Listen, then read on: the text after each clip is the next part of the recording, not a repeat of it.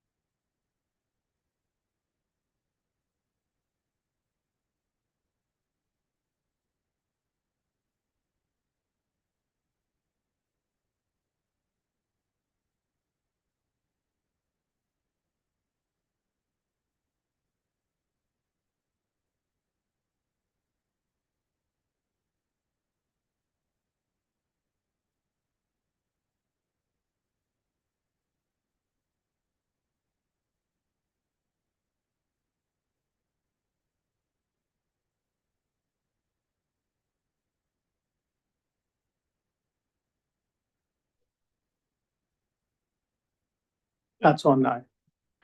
Good morning, everyone, and welcome to you, Chief Constable, and to your team. You're very welcome. And could I also extend a warm welcome to our new board members, Peter McReynolds and Alan Chambers, who unfortunately couldn't make it today, but he's also very welcome. I'll start with budgetary pressures, Chief. As is often the case, we must start by addressing the budgetary pressures faced by the Police Service of Northern Ireland. You brought these concerns to the Justice Committee, and in the budgetary outlook document provided to the board, called the situation, and I quote, profoundly challenging and not sustainable. There's no simpler way to put this. As a board, we do agree. Through our committees, we have scrutinised your financial situation and are satisfied that any savings or cuts that could have been made last year were indeed made. Difficult decisions have had to be taken, and more will be needed. We will continue to scrutinise your spend and ensure efficient and effective use of resources that are given to you. But we have seen the stark impact this lack of funding is having as your officers and staff attempt to provide the service the public rightfully expects on a budget that gets tighter every passing minute. Officer numbers are at their lowest since the service's inception, and this has been seen and felt. Inquiry stations are closing. Visible policing is becoming more and more difficult to ensure, with neighbourhood police teams some of the hardest hit by these resourcing issues. It is not a job either the board or the PSNI welcomes, but over the coming months, we will unfortunately need to ensure public understanding on how these pressures, if not reversed, will radically reshape the public face of policing. On a positive outlook, while the budgetary position and stress on the service makes headlines, I do also want to make it clear that there are still items of good news in policing if you know where to look. I attended the student officer training programme with yourself this week to discuss the board's role, which I found very interesting and very positive. The quality of people coming through is very encouraging. It is great to see the depth and quality of the training of the recruits will receive as they make their way into the service. And it is great that changes to the pay system will mean those new officers will move quickly through the pay scale. It is equally great that officers will see their long-awaited 7% pay increase in their salaries, and that will happen this month. Just to conclude, I would like to once again commit to continuing to lobby with you and to the wider service on the need for proper funding for policing. I have huge respect for the work your officers and staff deliver to the community. It can be a thankless job, and I'm sure, but I would like to record my appreciation. We ask a lot of the PSNI, but as I have said before and will continue to say, your work continues to be central to a peaceful society, and we must give it a priority. So if you'd like to make your introductory remarks now, Chief Constable, and we'll move then to the questions from the members of the board. Thank you, Chair. Thank you for your kind remarks towards the organisation. So good morning to everybody. I'm delighted to be here today to present the latest accountability report and of course take questions from the board. I want to start by noting that yesterday, the 1st of May, the Independent Commission for Reconciliation and Information Recovery, the ICRIR, commenced its work. This is a seminal date. This has major implications for the police service. We are now required, along with other invested bodies, to stop all ongoing work on cases falling within the remit of that Legacy Act. It also sees the end of a number of coronial inquests and civil proceedings. I want to put on record for victims and families, this is an intensely unsettling, uncertain and frustrating period. Some have sought answers for many years into the deaths of their loved ones. In recent weeks, some families have seen inquests close and been unable to reach a verdict before the 1st of May deadline. For some families, this will have been an unimaginably difficult time. I want those families to know that if they choose to approach the Independent Commission, that we, the PSNI, and I will personally make sure that every step is taken to ensure that the team, the Commission, has unfettered and unredacted access to all material they need to carry out their work into those cases that families approach them about. I've said this before, and I want to reaffirm it again publicly here today. My position on transparency and openness is well known. Also, whilst ensuring, of course, the genuine requirements of national security are provided for. I've set all of this out very clearly in my Canova report. I do welcome the decision earlier this week by the Court of Appeal regarding the use of GIS at inquests. On Wednesday, His Majesty's Inspectorate of Constabulary Fire and Rescue Services published the results of its inspection into the PSNI into our crime data integrity. The service was graded in this inspection as good.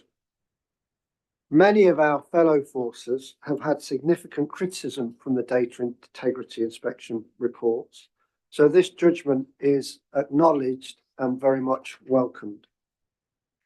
As you've mentioned, Chair, I've written to the Minister of Justice, the officers of the First and Deputy First Minister, the Secretary of State, and the Northern Ireland Policing Board, amongst others, setting out a high-level assessment of the immediate challenges we face in the PSNI regarding our budget. Failure to properly resource the police service in Northern Ireland is beginning to have serious impact and is becoming increasingly noticeable to everybody. The truth is that things are taking longer, we are less visible, we are less accessible, and we are becoming more of a responsive service. I've made it clear to key stakeholders that going forward, the public and our partners are going to find the following. Non-emergency calls will take longer to answer. The public will wait longer for officers to attend these calls, and incidents and critical emergencies will also be delayed. Our capacity to investigate crime will be reduced and it will be slowed. Fewer officers investigating a rising number of crimes will mean slower investigations and, unacceptably in my view, a likely less satisfactory service to victims. There will be a detrimental impact on our ability to support national security operations. The ramifications of that should be known to everybody. We must drive down the distant Republican threat. We'll have to prioritise investigations. That will have a knock-on delay for the criminal justice system. Our neighbourhood policing teams will continue to shrink. Recovering from the impact on neighbourhood policing takes a protracted period when this key function of policing is not properly funded. Recently, and especially in the last few days, we've seen more reports of deaths on our roads. In the last calendar year, we had 71 road deaths. That's an 8-year high. In this calendar year, so far, we've had 21 road deaths. We have had to remove 21 officers from our proactive roads policing team. Following on from the decision to reduce the number of station enquiry officers in Northern Ireland to 17, we continue to actively review access to and closure of further police stations across Northern Ireland. Our ability to respond to sustained protest and public order is already reduced and will reduce further. I really understand that the public sector in Northern Ireland is under huge pressure. And in order to protect our core functions, our ability to support other public sector colleagues who call upon us when they can't deal with the issues that they are required to deal with will become more challenging. I've set out the numbers I believe the PSNI require to protect people and fight crime.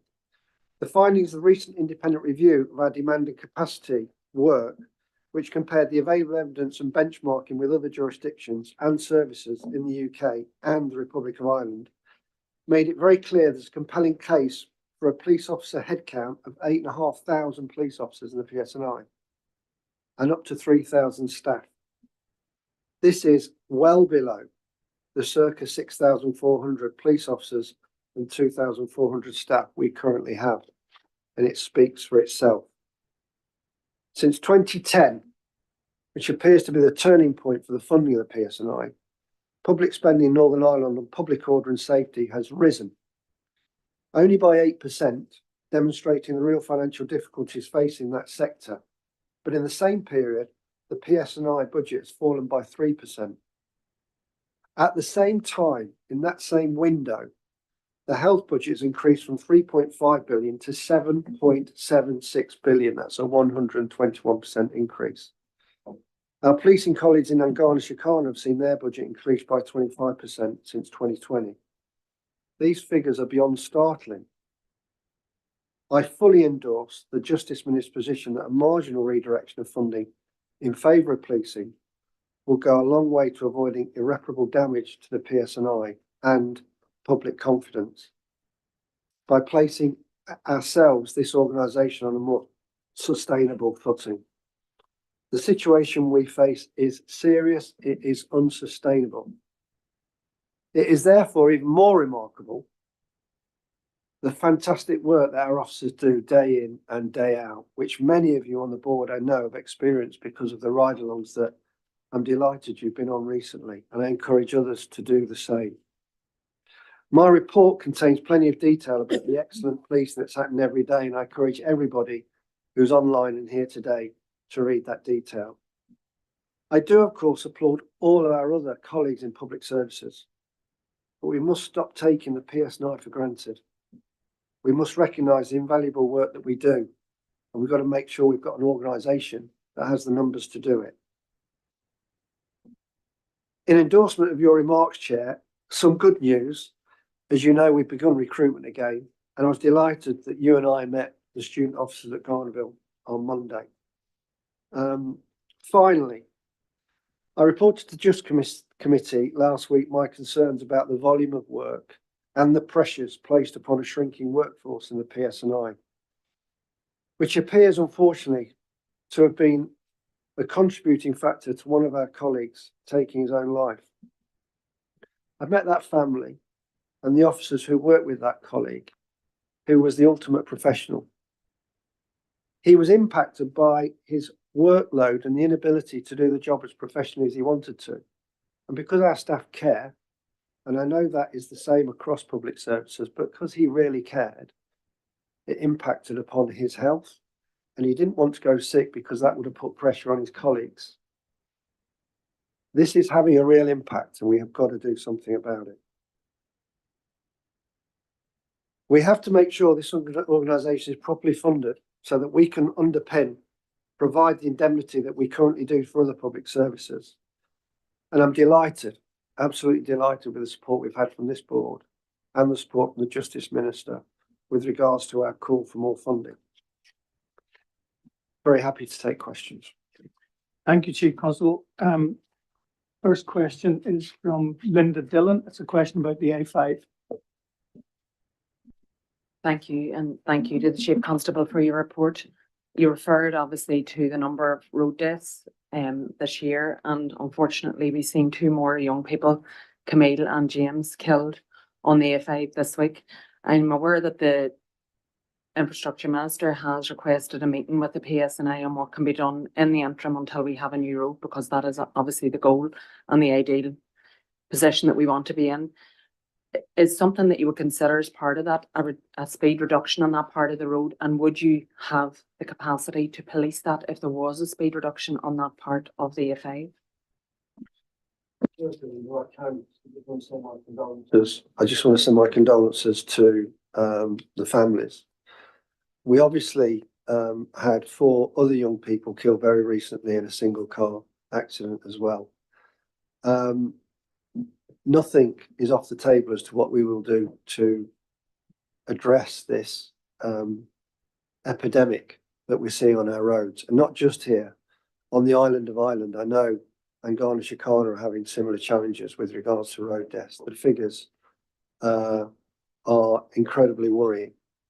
I'm also alive to this being a real partnership issue. That road, I know there's been a public inquiry. I know we're waiting for the road to be improved to become a dual carriageway. I'm aware even that one of the victims had been at a meeting before the tragic accident and events of this week about this very issue. We will very much meet the Infrastructure Minister, and we will do anything and everything within our power to make sure, whether it's through speed reduction, more visibility, that we do our part in making sure that we prevent these tragedies from occurring again. The reality, though, having lost 21 officers from our proactive roads policing, the consequences of our reduced numbers, I will get questions here today about neighbourhood policing. I may get questions about national security. Everywhere up where I go in the organisation, every unit I visit, they express desperation about the numbers of officers that they've got to deal with the challenges and the demands that we expect them to deal with. We need to be creative. We need to be working in full partnership. And of course, if we need to do more visibility with what we've got, we'll do everything we can, Linda, but this is a partnership issue. There's an immediate thing I think we need to look at what we can do. But that road, as everybody knows in that local community, and the data speaks for itself. I think it's been 50-something deaths now associated with that particular road. Everybody knows that's not acceptable.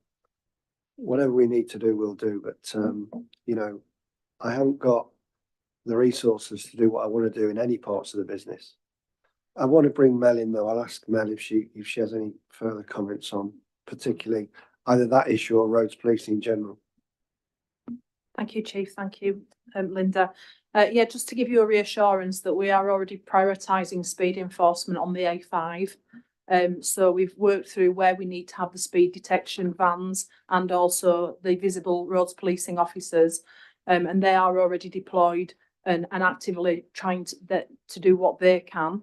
You will be aware that we have developed the organisational approach. It is a strategic priority, reducing death and serious injury on our roads. And we have what we are calling the fatal five, which tend to be the things that are contributory factors in fatal collisions and serious injury. And they are speeding, careless and lacking attention on the roads, drink driving and driving under the influence of drugs, the wearing of seat belts, and the use of mobile phones while driving. And I'm not saying that those things have played any kind of contributory factor in the terrible incident yesterday and the loss of those 2 young lives, but they are things that come up persistently in investigations and things that can really make a difference. We do have the meeting in the diary now with the infrastructure department and the committee on the 5th of June, and we will support all the discussions that are required to take the steps that we can in the interim of any upgrade to the road to make it as safe as possible for all road users. Thank you, and thank you for your response. And I do appreciate that, you know, that you are working with restricted resources, but obviously that is a hotspot, and we would appreciate anything you can do. I would say, first of all, like yourself, I want to offer my condolences to the families of Camille and James, and obviously all of the families who've lost loved ones on our roads. But can we also get some reassurance around the work with there's a fantastic community there. You alluded to it yourself around St. Kieran's and Ballygolly and the work that they are doing, that there is good connection between yourselves and the local community, because they will work with you. They want to see this issue dealt with as well. Obviously, they want to see a new road, but in the interim, they absolutely want to see the deaths on that road reduced. So anything they can do as a community, I'm sure they will. Thank you. Thank you for that. Next question from Keith about inquiry officers closures. Thank you, Chair. Thank you, Chief Constable, for your opening remarks. In your opening remarks, you referred to obviously inquiry officers, and at the previous board meeting, we discussed that as well. And in your opening remarks, you talked about accessibility. Are you content that the impact of these closures will not impact on day-to-day policing, impact on local community support based on the current usage of these offices? So thank you for the question, Keith, because we've got some real challenges in the next 12 months around more difficult decisions in this area. What we did do, and I'll bring Bobby in on this. We did quite a lot of work to understand what the demand and the usage was in the particular inquiry officers that we've closed. We also look at the cost savings. So broadly, for those front officers, there's a cost around about 1.2 million per year. Those closures that we've introduced will save us around about £410,000. In looking at closing those offices, obviously, we wanted to be assured that we did the minimum disruption to the services, the visibility, the accessibility organisation to the communities in those areas. So looking at the actual use of those particular front counters, the average faced by those 11 inquiry officers from demand was 1 crime reported a day, 2 visits to each of those inquiries officers a day, 5 phone calls into those officers per day, and 10 what we call movable demand. So people reporting on bail or using those inquiries officers to access investigative officers to do statements, etc. So we've tried to do this in the most efficient and effective way to make sure that also we're minimising the impact on the public. And what I would say, of course, is those officers are still staffed. We still have police officers there operating out those officers, coming out of those officers and responding to calls to help that might come into us from the public. But I'll bring Bobby in, who may have some additional comments to make. Yeah, excuse me, I think there's very little left to say. Katie will be aware, obviously this has been submitted as an oral question, but we have provided a significant amount of detail to board members, which we're happy to pick up in any subsequent committees. I just make the point again, I mean, this will inevitably have an impact, and we've been very clear on that from the outset. And really all our deliberations and our use of evidence has really been about trying to minimise that impact as much as we possibly can. I won't rehearse the reasons that we're doing this. We've said it many times before. It's about the budgetary pressures. This is just one area that we've had to look at. The chief has covered off the potential savings around it, and he's highlighted the evidential basis upon which we approached this. So we did carry out footfall analysis, but ultimately that wasn't the determining factor. The decisions that we've taken are about absolutely trying to minimise the impact. So we would anticipate that the impact of this will mean that on average, the distance that people will travel to an inquiry office will be around 10.7 miles. And that's about 4 miles more than the current as-is position. And the chief's touched on it. There are important points to be re-emphasised just around the fact that the stations themselves aren't closing. People will still be able to make appointments to meet our officers, and there'll still be somebody there to meet and receive them and make sure that they get the assistance that they need from the police service. Thank you. Thank you, Chief and Bobby. Could I ask Nuala McAllister? We have a question on the investigation into the murder of Katie Simpson. Thank you, Chair. And the Chief will be aware, as will the public, that the death of Jonathan Cresswell was a massive blow to justice for Katie and her family and loved ones. And I just want to ask to ensure that Katie's legacy is that this never happens again to another woman, and we rid society of violence against women and girls. Does he agree that the police action immediately following these circumstances must be appropriate and must be up to scratch on all levels? And the Chief is obviously aware of the public discourse around the Pony investigation into the mishandling of the investigation in the first months, noted that it was deemed a suicide. And does the Chief have any reflections on how we move forward to ensure that this doesn't happen again, and what will happen in the coming months and years with regards to this investigation? Thank you, Nuala. Thank you for your question as well. So firstly, again, I want to pass comment in regards to my condolences to Katie Simpson's family for what they've endured here.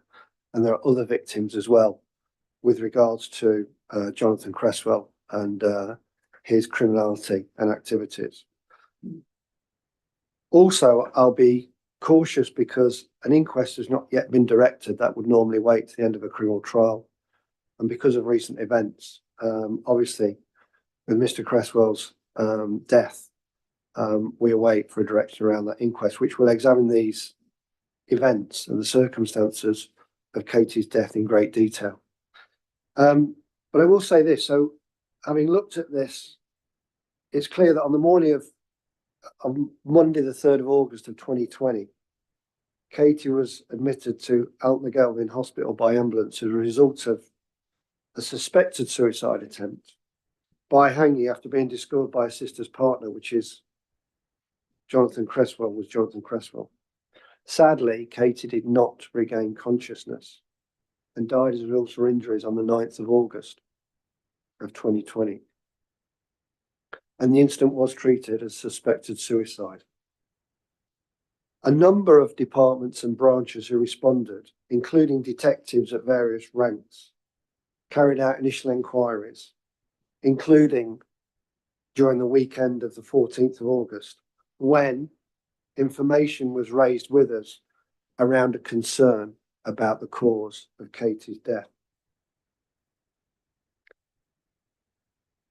From the initial post-mortem, and relying on my history here as a detective, because Katie was admitted to hospital on the 3rd of August and died on the 9th, I know full well that the forensic evidence, the pathology that you might hope to discover when you are examining a body immediately after death erodes, it dissipates, it becomes harder for pathologists to understand causes of death. And of course, Katie never regained consciousness to say what had happened.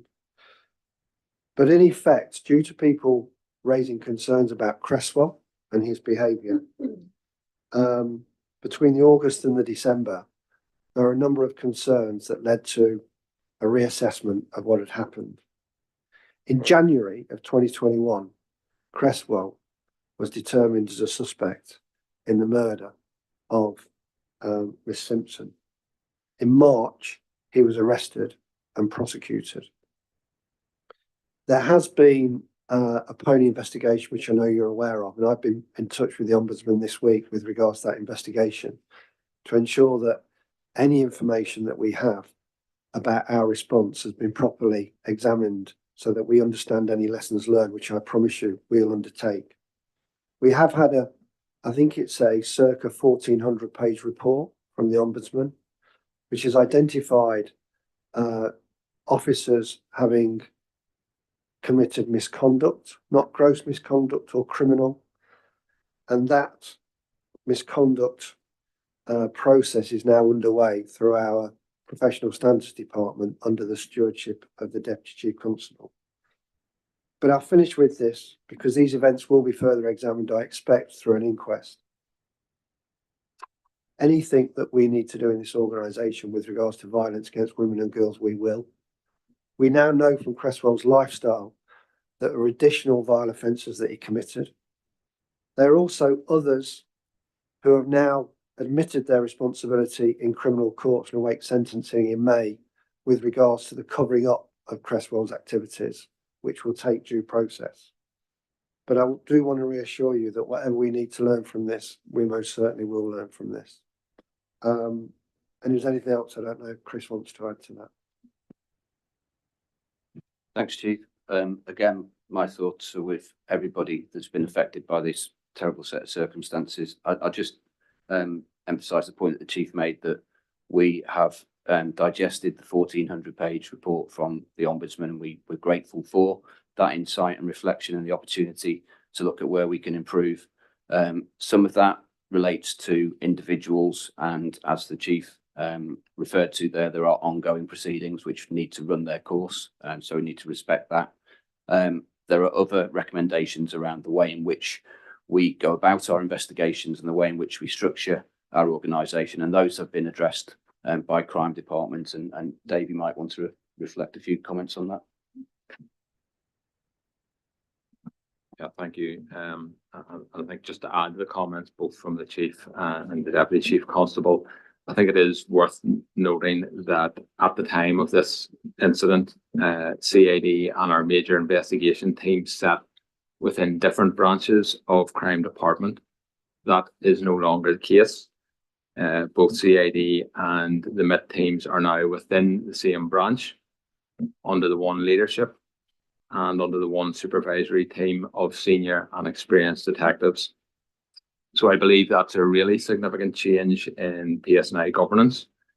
And I think that really does enhance the level of service that we can provide to these types of investigations and crimes, where on occasions, as the Chief has outlined, there may be a period of time before the full facts can be determined, established and evidenced. We have also conducted a review of the Death Investigation Service instruction and added to the safeguards within that. And that includes a requirement that a sergeant must attend the scene of every death. A detective sergeant should be tasked immediately and physically attend the scene if there's a suspicion that death may be due to other unexplained issues and deemed suspicious, and that the detective inspector should be consulted in respect of the investigation and taking that forward. Consideration also given in terms of the attendance of CSI who did attend this particular scene. And of course, our major investigation teams are available and on call to attend should there be a suspicion in terms of a homicide at an early stage. There's additional safeguards in terms of sudden or unexplained deaths of infants, which require attendance from our public protection branch just to strengthen the response to those types of incidents. And we have also enhanced our niche recording systems and processes to again provide the safeguards in respect of the ownership and exchange of investigation between the various branches of our service, as may happen from time to time. So hopefully that provides you, the board and indeed the family, with some reassurance in terms of the serious nature of this particular case and the steps that we're taking to ensure that we do everything to minimise the potential for this to happen again.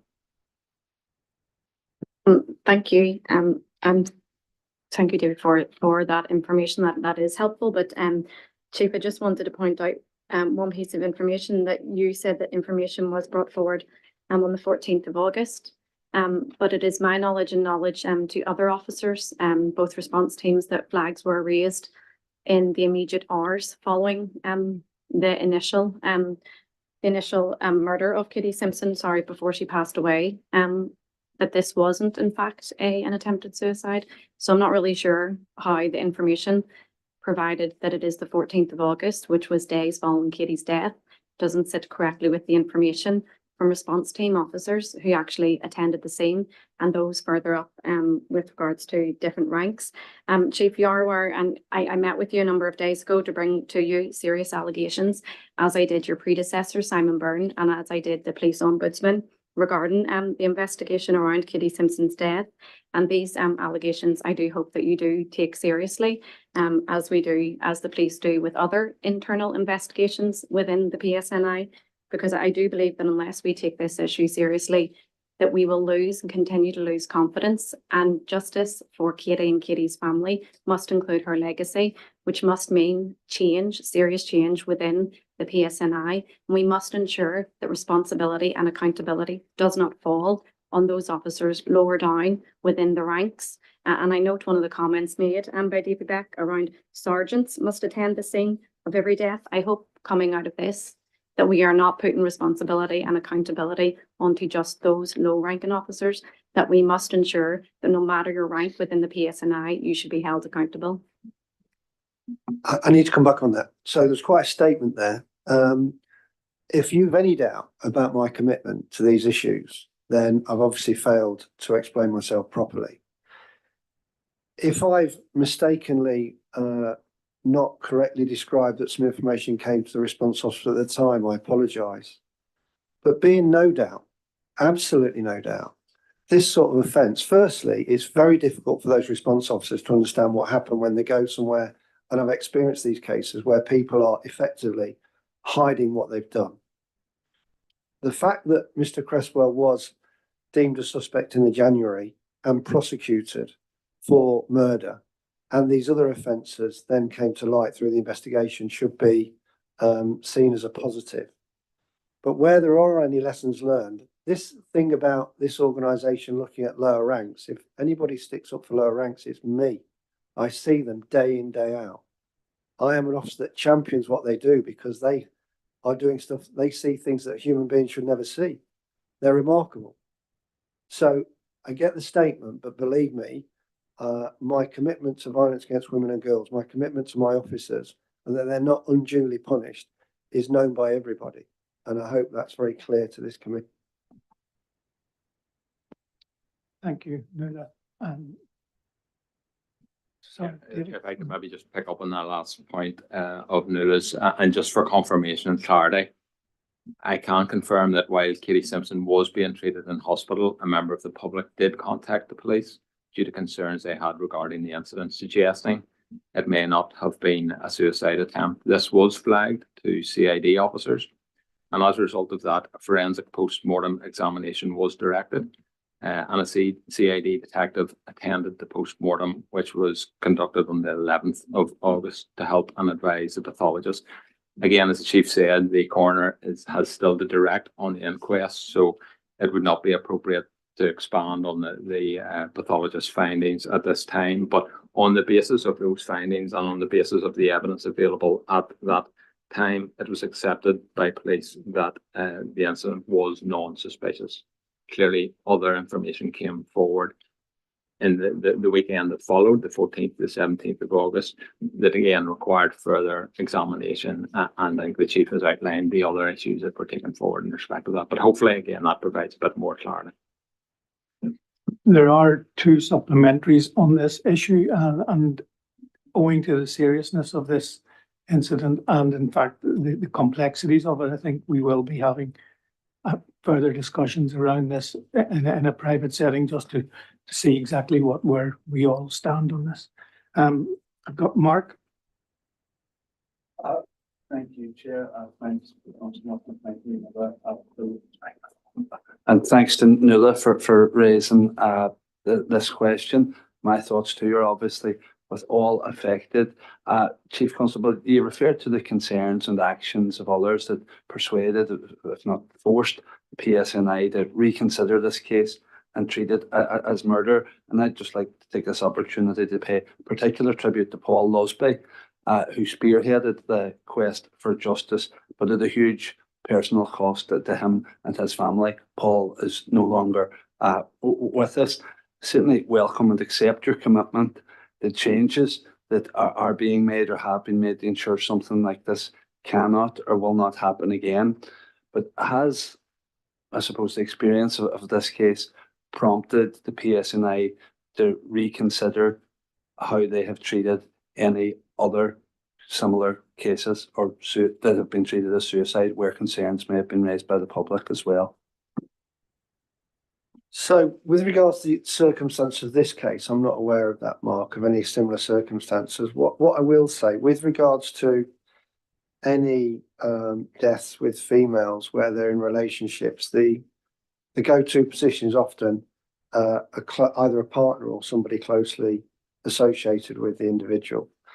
There are a number of cases, I've spoken to Drew Harris, and I don't want to branch away too much, on the island of Ireland over a number of years where lone females have been killed and they remain as unsolved cases.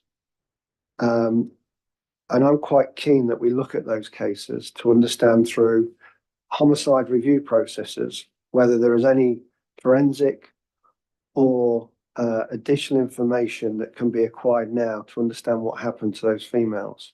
And that's over a broad period of time. I'm not talking about an individual responsible for a number of murders.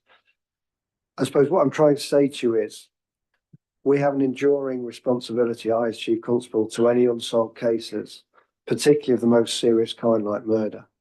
We're not a closed book, we're about continuous improvement. So if there's anything that we can learn from any of these cases, we of course will learn from these cases. This is the most scrutinised police service probably in Europe. So that's why we get questions like this, to make sure that if we weren't doing it of our own volition because we could miss something, because there's no monopoly on good ideas across this side of the table, that we will learn those lessons. I hope that some way helps you with regards to reassurance about this. But, we're absolutely committed to make sure that we do everything we can to protect people.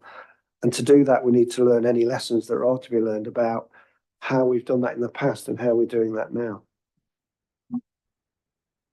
Thank you for that response, Chief Constable. I have one more supplementary. Sorry, Chair. I think my deputy just wanted to come in there. Sorry. Thank you, Chief. Thank you, Chair. If I could just add 2 points, Mark, it's worth reflecting as well that since this particular tragic incident, the process of domestic homicide reviews have been introduced in Northern Ireland as well, which gives us the opportunity to give greater scrutiny to any such tragic circumstances.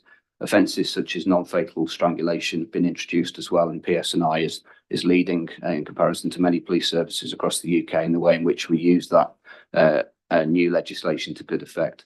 I was personally present at a series of talks, workshops led by a lady called Rachel Williams from South Wales, who's a survivor herself and shares her experience with all of our people so that they can understand what this kind of offending feels like from the survivor's perspective. So there's a great deal going on in the service at the moment. Thank you. One more supplementary from Peter on this one. Thank you, Chief Constable, and I appreciate you may not have a figure on hand at the moment regarding hidden homicides, but is it possible to maybe obtain a figure for the board and come back to us at some point? Yeah, of course. I mean, if you perhaps write as a specific question, then we'll make sure we answer the specific question. Is that okay? But I had a conversation with Nuala about certain names earlier this week, so I'm already having a look at those. But yeah, of course. Thank you. And before I move to the next question, sadly, so far in this meeting, we've heard about road deaths and this murder, and the condolences of this board sits firmly with the families and all of those affected. Trevor, I have a question about the costs associated with close protection. Well, that's maybe to set the scene, Chair. It actually jumps out, Chief Constable, in your report today. And it's actually, when you see it in these terms, last week we heard about the budget debate within the executive. It jumps off the page today. In 2010, since 2010 to now, health is at 121% increase, and you had a 3% decrease, which is clearly more in terms of inflation and other pressures. In response to my colleague, in terms of inquiry offices, you talked about a saving of £400,000, which I think, given you hear the low number of people turning up, that sounds prudent decision. However, faced with the resources last week, we've seen in terms of close protection, and this is no reflection on the officers who are all professional in terms of what they do, but spending £11 million a year on close protection, and many of us know that the judiciary are served extremely well from close protection, and we're wondering, I mean, what's the divide of the 11 million between possibly politicians and others versus judiciary? And given that the whole system of NICOP has disappeared and the responsibility now bears on your shoulders to make those decisions of whether individuals receive it or not, are you actively going to review in terms of how the judiciary are served with close protection, or what is your plans? Thank you for the question, Trevor. Yeah, so some of the figures don't chime. You just mentioned 11 million. What I can say is this is a really challenging area. We've got more principals in Northern Ireland that we provide close protection to than there are in the Metropolitan Police, which is the only other really comparative force. This isn't a problem that obviously other police forces in the UK by and large have to deal with. So the close protection unit is currently responsible for providing protection to just under 100 people. 60% of those are from the judiciary. Police overtime accounts for around about 30% of the spend on close protection, because in effect, our close protection unit is at breaking point. We haven't got the numbers that are required to service the demand that we have. We don't break down costs around individuals. However, given the fact that 60% of the principals are from the judiciary, it's obviously very likely that this group makes up the largest part of the spend. I need to reduce that bill. As you have mentioned, NICOP, which is the Northern Ireland Committee on Protection, who would manage the process around the suitability for people to receive close protection, concluded its final review in June of 2021, so some time ago now, and have made a number of recommendations to my predecessor in 2021, and NICOP leaving the scene in 2023. I'm left to deal with those issues that remain unresolved around those recommendations. So I'm currently in the process of doing that with ACC Jones to determine the levels of cover that are actually required here. And of course, I have a £141 million gap in my budget.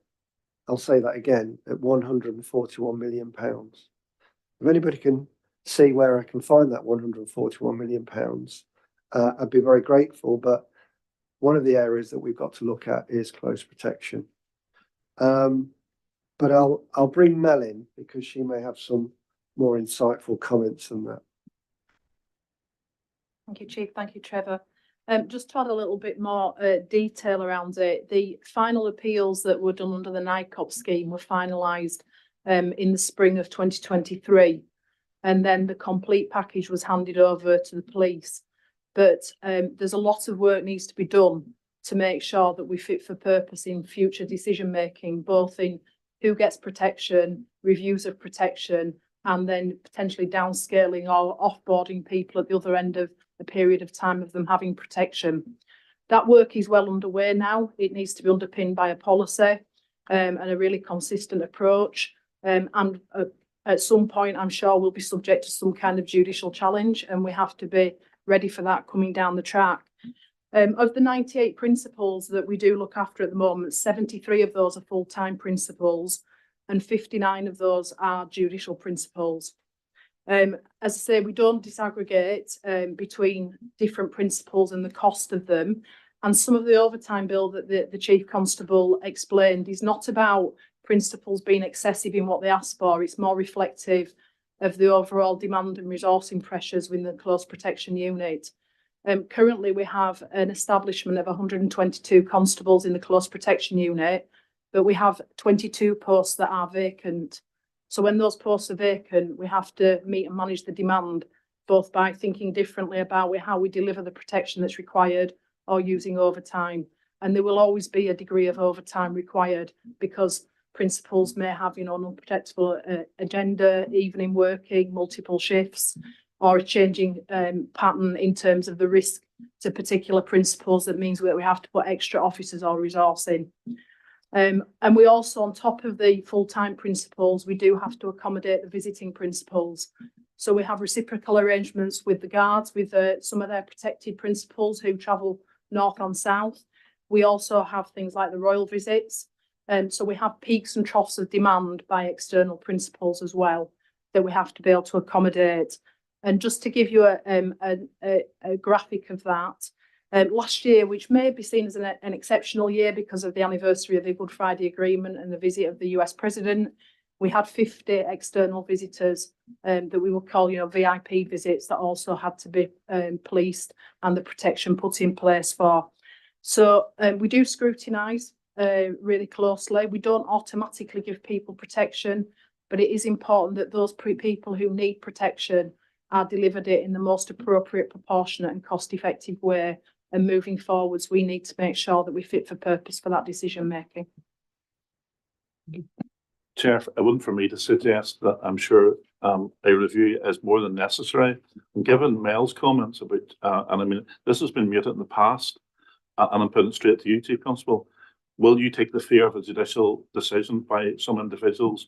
Will you take the fear of that from you making a decision to do the right thing in terms of the organisation? Or will you live under the fear of the judiciary taking a judicial review? Well, that's a very easy question for me, Trevor. I was in the courts this week. I will deal with things as I think they need to be dealt with. I won't be influenced by anything other than the information, the threat. We'll do a proper process that's transparent. There'll be an appeals process to that. And I think everybody in this room knows that this is a particularly litigious place and judicial reviews are like confetti. But we've got to do something about the numbers of people that we cover through close protection. But we've got to make sure we go through a proper process. Thank you. Next question is from Les on the question around the report on the surveillance of lawyers and journalists. Thank you, Chair. As ever, I'm very mindful of the report on surveillance of journalists and lawyers and people coming investigating power, criminal and any other legal proceedings. Having said that, could you reassure us that the timetable to provide the human rights advisor with access to the relevant materials and then the production of a more comprehensive report for the June board meeting is still in track? I think I've lost my. Yeah. Again, apologies. As ever, I'm mindful of keeping the report on surveillance of journalists and lawyers separate from the forthcoming IPT and any other legal proceedings. Having said that, can you reassure us that the relevant materials will be made available to the Human Rights Advisor and the production of a more comprehensive report at June's board meeting is still on track? Yeah, thank you again, Les. Thanks for the question. Yeah, I can absolutely assure you that we're on track. This week, we are actually being inspected. It's our annual inspection by IPCO, the Investigatory Powers Commissioner's Office. I met with Sir Declan Morgan this week. You will possibly not know, but I've already met with Sir Brian Leveson. I think this board is becoming aware of my views on transparency and openness. We are determined to ensure that we go above and beyond what is required to demonstrate the transparency with regards to the data that you're seeking. I already extended the dates for that data to go beyond what was originally asked. Your lawyer, human rights lawyer, is going to sit in on the IPCO debrief that will be tomorrow, I think Friday. I will bring Chris in to make any additional comments on that. With regards to this whole topic, I have written this week to Daniel Holder at the Committee for the Administration of Justice. I've written to Patrick Corrigan at Amnesty to offer to go and meet them because this is tangential to concerns they've expressed in the media. And of course, this morning, I was aware of allegations that the BBC are now making to the IPT, a body, by the way, that I've supported in the past to make sure policing and police forces were transparent with the IPT in a previous role I had as head of covert policing. I'm aware that there's concerns about Vincent Kearney, the journalist. Vincent Kearney, I have enormous regard for him professionally and personally, and will ensure that anything, any due process, anything that needs to be done, access to material for any concerns that anybody's got, follows due process through the IPT, through IPCO inspections and through this board. That's 3 layers of examination and scrutiny that we will absolutely cooperate with. But let me bring in Chris, if I may.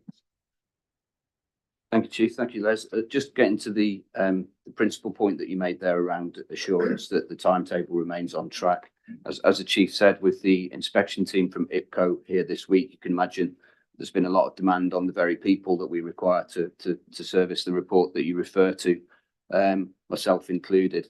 But in terms of some assurance around our ability to manage that demand, and of course the annual inspection is a key part of the assurance that you seek, and the findings of that inspection will be very instrumental as well. The team that are doing the inspection, they will come to do their own wash up this afternoon before they brief ourselves tomorrow with their immediate findings. So at 4 p.m, when that team diverts to their own business in terms of their wash up, I will be meeting with the Human Rights Advisor at that very point, so taking no time to waste there. And then the Human Rights Advisor will be joining us at the wash up with IPCO colleagues at 10 a.m. tomorrow as well. So we will be cracking on with this as soon as we possibly can. Thanks, that's very helpful. Thank you. Thank you. Thank you, Chris. Mark Durkan, question on ICRIR. Sorry, Chair, I was just going to come in and wee supplementary on this one first. If you could beg me indulgence. It's just in the 2022 annual report, the IPC, it details communications data authorizations between 2018 and 2022 involving members of a sensitive profession. That includes ministers of religion, members of certain legislatures, as well as journalists, lawyers, and medical doctors. I'm not sure you'll have the information to hand, Chief Constable, but would you be in a position to let us know how many of these applications had been successful, and a breakdown of which professions they had been related to? So I'm sure you'll understand, I can't give any of that information now, Mark, but we'll do if you write to me, we'll make sure we do that. Listen, what I will say is that the legislation we now have, and I was part of helping with some of the codes for this, has checks and balances. Unfortunately, in all professions, we have people who apply the label of journalist almost to get access to places who I would question whether they're journalists or not, but we treat them as journalists. But some of them are actually extremists who cause all sorts of hatred and difficulty and problems and criminality. So let's just be very clear.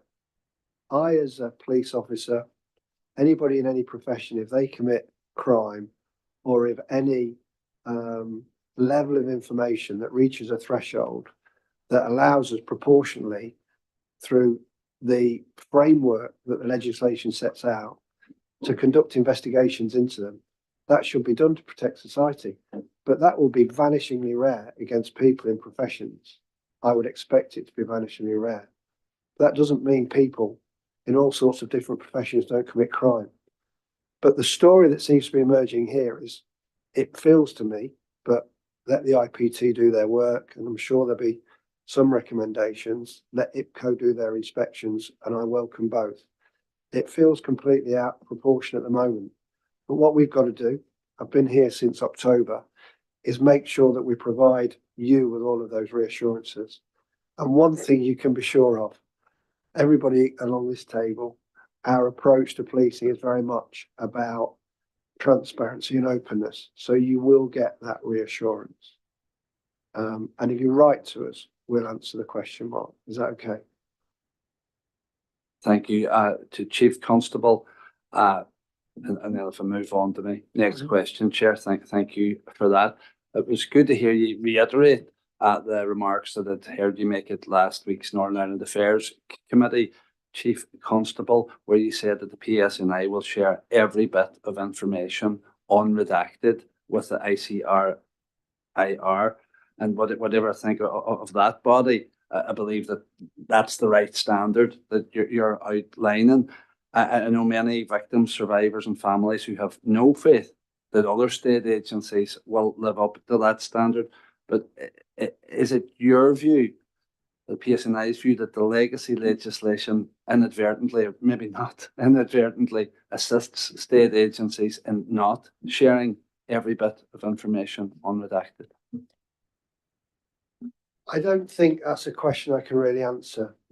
My views on legacy are well documented in a report I've done, and my view about how victims from all different profiles and backgrounds have been treated. Even this bill has caused, obviously, something of a sort of Damocles date this week of inquests coming to an end. You might know the 5-year plan for inquests. I think there were 43 in the 5-year plan. Of those, 11 were completed. 16 have not started. 8 have not been able to finish because either they've run out of road with the time, so they'll not be able to finish, or because of the lack of a framework to deal with sensitive material, public interest immunity certification, the coroners have had to stop those inquests. And I think we still have 8 that come outside of the remit of the Legacy Act, so post April 1998. All those families have had an expectation that those inquests would provide them with answers, and that's not happened.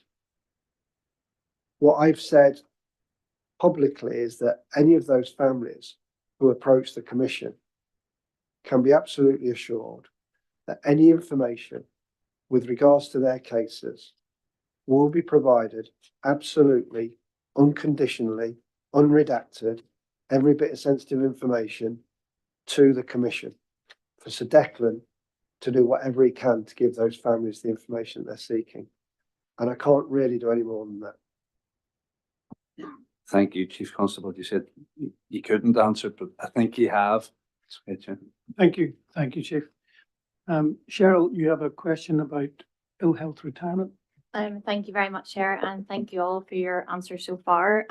In the last board meeting, we had discussed the lengthy waiting times for those going through the ill health retirement process, and the backlog obviously associated with that. So it's just to ask, obviously today, what have you done, or what further steps have you taken to try and clear this? I know I'm speaking with officers probably on a day and daily basis now who are struggling both mentally with the process, but also financially. So it's something I think we should be taking, urgent care with. So I think this is a collective with the board and ourselves. So it's what are we doing? Because there is part of this process map that includes the board. You'll know that I've asked Pamela, who's not here today. She's on holiday. Well, she's away. She's on holiday. To take this up as a priority. Like you, I've seen a number of retired officers recently who have suffered psychologically because of the delays.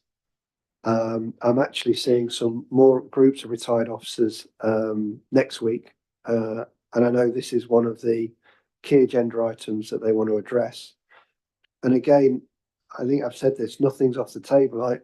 Some of the blockage here is access to sign off, if you like, by doctors. We haven't got enough doctors to clear this backlog. There are two elements for this for me. Firstly, and most importantly, the impact on the individual officers who, if you imagine, and you'll know some of these individuals, what they've been through to now be in a position where they have to retire. Normally it's associated with things that they shouldn't have had to do because of police officers and what they have to deal with. So there's the human element that we've got to deal with, but there's also the business element. We're paying them wages. I need new officers to come in to take their places. It's one of the things about the efficiency of running the PSNI. Have I got details for you at the moment about how we're going to do that? No. Are we going to come to you to do something collectively? Yes. And I know that's one of the things I want to speak to the Chief Executive about today. But what I will do is get Pamela to give you a specific update on her thoughts about how we're going to improve our current position on all of that. The commitment's there, but we've still got to find a way through it. No, thank you. And you just touched on the impact of officers, and I suppose that's what I'm concerned about whenever I'm seeing them, and you are seeing how they are struggling, particularly mentally going through this process. You'd also said just about new officers coming on board, and you kindly answered one of my written questions, but it kind of shocked me to see that roughly 20% of PSNI leavers are between that age category of 20 to 39. PSNI is meant to be a job for life. And it's concerning me to see that people are leaving, within that young new catchment. So I suppose, do you know why that is, or will that be looked at further? So there's a myriad of reasons, because I speak to officers all the time. One of the biggest problems is cost of living. So these officers can't afford to be police officers. They want to be. And it's a regular story I get that officers will be married, have children. If they were going to work at a supermarket, almost supervising a small group of people stacking shelves, students, they earn more than being a police officer. Now, they make a life choice to join the PSNI, a life choice that police officers elsewhere in the UK don't make because of the unique threats that exist to being a police officer. It's the most vocational organisation in the policing family that I've ever seen. But can we please pay them properly, and can we please pay them on time? And can we please give them the resources that mean they don't break? So there is an accumulation of issues here that my opening remarks probably from a high level set out the landscape of some of the challenges of why police officers are leaving the organisation. We need to look after them. And if we look after them, they'll stay. But that's not just about being nice to them. A lot of it's about paying rations. Thank you. And just in relation to ill health retirement, we have also written to the Minister about a long-term overview of all of that whole situation. So we'll see where that goes. Kate, a question about temporary promotions. Thank you. Chief, thank you for answering my question last month around temporary promotions. You'd said that there was a promotion schedule for 24-25 based on resource forecasting, and that would address the current reliance on temporary promotions. Can you say a bit more about what that actually means for officers who've been sitting on temporary promotions for up to 6 years? How long will it take for their temporary status to become permanent? So this is really quite a complex area, and I've tried to get my head around this. Kate, you're very welcome to come in, by the way, and look at some of this detail. So firstly, we've got an inspector's promotion list that will be completed in June of this year, and a sergeant's promotion list that will be completed by September. Some of this is officers are offered postings that they don't want to go to because of distance and travel or personal circumstances. So some of it is just logistics, is the challenges around that. A new inspectors and sergeant substantive promotion process is going to be launched in August and September, and those will be concluded in the early part of next year. There's also promotion processes, just so you're aware, planned for superintendents in May/June, chief inspectors between August and October, and chief superintendents will be in the early part of next year. One of the things we are also doing is around all these promotion processes are bringing in the staff associations to ensure that there's transparency about how those processes are being run, how the actual interview process is conducted, and we learn any lessons afterwards as well, because promotion processes, and I'm sure it's the same in various different professions, are something that it's always very difficult to get right, because there's always a sense that there's a fairness or unfairness position with one group or another. I will say this about our numbers and promotion though. We have in-year budgets. We have a shrinking workforce. All of that strategically doesn't help about how many sergeants you know you're going to need in the next 3 to 5 years. Planning for promotion in a way that there is more clarity and certainty for people. And one of the things, it's not part to your question, I know, is when we promote people, we need to train them. I meet a number of acting sergeants who haven't had courses. And when they talk to me about the support they've had, it's not the sort of support we'd expect them to get. So there is some work to be done there. But I think Bobby might be able to help with some of this in the absence. Sorry, we haven't got Claire here today or Pamela for reasons that couldn't be avoided. Yeah, thanks, Kate. I mean, we definitely need to have a look at what tends to be the second kind of point of the appointment or selection process. So for both sergeants and inspectors, the first stage is always a knowledge-based exam, and then we've used a variety of different mechanisms to kind of further select after that, none of which have ever really found favour, if I can put it that way, with the applicants. But we are committed to looking at a further way of doing that, and something that potentially does take into account what people have actually done, in particular in times fulfilling those roles. I mean, temporary promotions have always been a feature of our model. And to some extent, a proportion of them is entirely right and appropriate. But what we've seen as well, and the Chief's touched upon it, is because of the uncertainty around our budget, we've had to take decisions to pause appointments and at times selection as well. And that's compounded something that's always been an issue for us. It also has a real geographic footprint to it as well. The Chief talked about in terms of making appointments, certain areas being more difficult to fill as well.